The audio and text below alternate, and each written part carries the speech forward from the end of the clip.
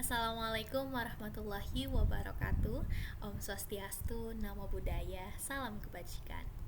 Perkenalkan, saya atas nama Kurniawati dengan nomor induk mahasiswa P0034102103 dari tingkat 2A jurusan Teknologi Laboratorium Medis di Politeknik Kementerian Kesehatan Kendari. Di sini saya akan membahas terkait dengan isolasi DNA bakteri pada mata kuliah diagnostik molekuler. Oke, langsung saja. Kita pertama-tama harus membahas terlebih dahulu prinsip dari isolasi bakteri ini.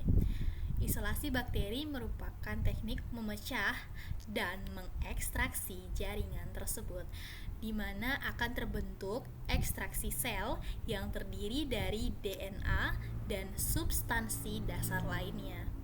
Ekstraksi sel kemudian dipurifikasi sehingga dihasilkan pellet sel yang mengandung DNA total. Ada beberapa tahapan atau proses isolasi DNA. Yang pertama ialah isolasi DNA, yang kedua lisis membran sel, yang ketiga ekstraksi DNA, dan yang keempat adalah purifikasi dan presipitasi. Ada juga 3 prinsip dari isolasi DNA. Yang pertama adalah lisis, kedua purifikasi, dan yang ketiga adalah presipitasi.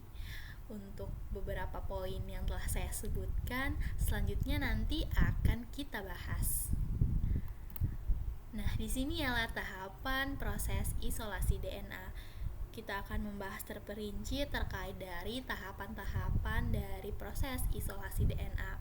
Langsung saja untuk tahapan yang pertama dalam isolasi DNA adalah proses perusakan atau penghancuran membran dan dinding sel. Pemecahan sel atau sering disebut sebagai lisis merupakan tahapan dari awal isolasi DNA yang bertujuan untuk mengeluarkan isi sel. Nah, tahapan penghancuran sel atau jaringan memiliki beberapa cara, yakni dengan cara fisik seperti menggerus sampel dengan menggunakan mortar dan pestle dalam nitrogen cair atau dengan menggunakan metode freezing thawing dan iradiasi. Nah, cara lain yakni kita bisa menggunakan kimiawi atau maupun enzimatik. Selanjutnya pada proses lisis dengan menggunakan deterjen. Nah, sering nih kita digunakan sodium dodecyl sulfat atau SDS sebagai tahap pelisisan membran sel. Deterjen tersebut selain berperan dalam melisiskan membran sel, juga dapat berperan dalam mengurangi aktivitas enzim nuklease yang merupakan enzim pendegradasi DNA.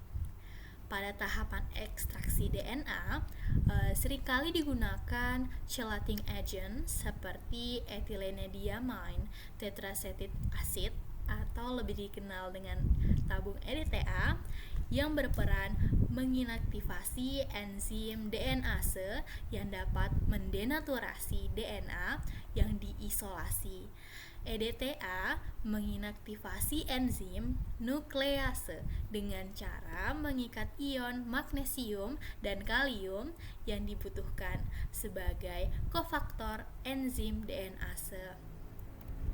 Selanjutnya, pada tahapan presipitasi ini, DNA yang terpresipitasi akan terpisah dari residu-residu DNA dan protein yang masih tersisa. Residu tersebut juga mengalami koagulasi namun tidak membentuk struktur fiber dan berada dalam bentuk presipitat granular. Prinsip-prinsip presipitasi antara lain pertama, menurunkan kelarutan asam nukleat dalam air. Nah, hal ini dikarenakan molekul air yang polar mengelilingi molekul DNA yang dilarutkan oleh aqueous. Muatan dipoleh positif dari air berinteraksi dengan muatan negatif pada gugus fosfadiester DNA. Interaksi ini meningkatkan kelarutan DNA dalam air. Isopropanol dapat bercampur dengan air, namun kurang polar dibandingkan air. Baik, mungkin itu saja yang dapat saya bahas terkait dengan isolasi DNA pada bakteri.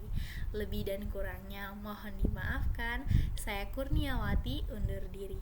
Terima kasih. Wassalamualaikum warahmatullahi wabarakatuh.